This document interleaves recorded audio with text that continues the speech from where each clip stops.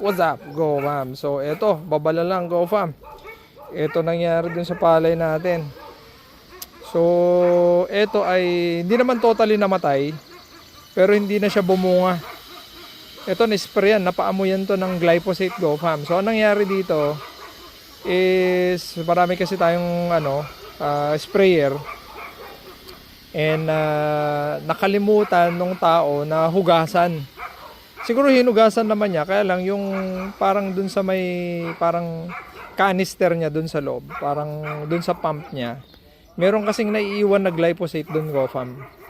So hindi niya natanggal yon. So yung unang templada, which is yung isang pasada, yun, ininda ng palay Go Fam.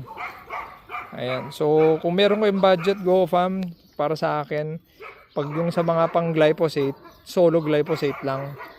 Tapos pag meron kayong mga para sa mga insecticide at saka mga foliar, solo lang din yon. Mga fungicide, solo lang din. Okay. Pero kung hindi talaga maiwasan, kada pagkatapos ng gamit, diretso hugas dapat. Otherwise, ito, sayang to. Siguro pang 7 kaban siguro yung nadali. Ayun, wala na, hindi na siya bumunga. Yung kasama nito, hina-harvest na natin ngayon. Ayun, yun lang yung bunga niya. Yun, huli na kasi nasaktan. Kasi kung napuro naman to, totally mamamatay dapat to eh. Pero hindi siya namatay, pero nasaktan. Kaya yun, konting paalala sa mga kasama natin. Ito, ang tagal-tagal na natin sa pagsasaka, pero nangyayari pa din to.